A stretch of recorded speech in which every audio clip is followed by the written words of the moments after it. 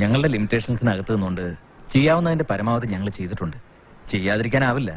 കാരണം ഈ ബാങ്കിന്റെ ഫൗണ്ടർ ഡയറക്ടർമാരിൽ ഒരാളാണ് മരിച്ചുപോയ ഈ അബ്ദുൾ റഹ്മാൻ എന്ന വാപ്പുട്ടി. പക്ഷേ ഈ 31 മുമ്പ് തുക തിരിച്ചടച്ചില്ലെങ്കിൽ ജപ്തി അല്ലാതെ മറ്റൊരു മാർഗവും ഞങ്ങളുടെ മുന്നിലില്ല. ഈ 31 എന്ന് പറഞ്ഞാൽ ഇനി വെറും 3 ദിവസം. ആ പെൺകുട്ടിയുടെ അവസ്ഥ എനിക്ക് വ്യക്തമായിട്ട് അറിയാവുന്നതുകൊണ്ട് ഞാൻ ചോദിക്കുന്നത്, ആസ് എ പോലീസ് ഓഫീസർ എൻ്റെ ഒരു പേഴ്സണൽ ഗ്യാരണ്ടിയുടെ പുറത്ത് ആ ഡേറ്റ് ഒന്ന് എക്സ്റ്റെൻഡ് ചെയ്യാനാവുമെന്നാണ്. ഞാൻ പറഞ്ഞല്ലോ, ഈ ഒരു അവസ്ഥയിൽ നടക്കില്ല സർ. ഓക്കെ, 3 ദിവസം. Okay, thank you. ഞാൻ നോക്കട്ടെ.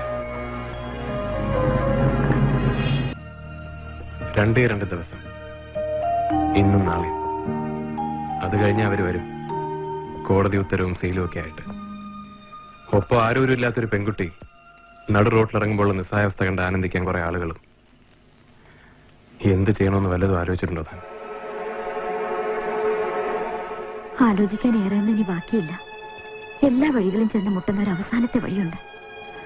അതിലേക്ക് എത്താതിരിക്കാൻ ഞാൻ ശ്രമിക്കും. നിവർത്തിയില്ലെങ്കിൽ പിന്നെ ഒളിച്ചോട്ടമോ ഭീരുത്വമോ എന്ത് വേണമെങ്കിലും പറയാം. താൻ പറഞ്ഞ വഴിയുണ്ടല്ലോ, അത് അവസാനത്തെ വഴിയല്ല.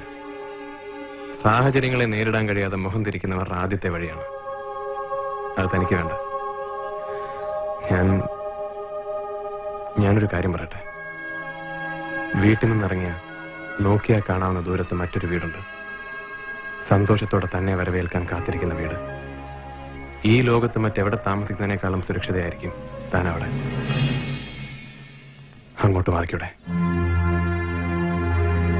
ഈ ഒരു സമുദായത്തിനകത്ത്, അതിന്റെ ചട്ടക്കൂട്ടിനകത്ത് വളർന്ന എന്നെ പോലൊരു പെണ്ണ് അതിനെ വെല്ലുവിളിക്കുക, എന്നിട്ടൊരു അന്യ പുരുഷന്റെ കൂടെ തനിച്ച് ജീവിക്കാൻ തീരുമാനിക്കുക. ഇല്ല, അത്രയ്ക്ക് ധൈര്യം എനിക്കില്ല. ഒരു പക്ഷേ ഞാനവിടെ തനിച്ചല്ലെങ്കിലോ, ഒരച്ഛനും അമ്മയും തന്നേക്കാൾ പ്രായം കുറഞ്ഞ 3 അനിയത്തിമാരും കൂടെ വീട്ടിലുണ്ടെങ്കിലോ, നാളെ മുതൽ അവരവിടെ ഉണ്ട്. വെറും ഒരു വീട്ടിലേക്കല്ല, ഒരു കുടുംബത്തിലേക്കാണ് ഞാൻ തന്നെ ക്ഷണിക്കുന്നത്. വന്നോടെ.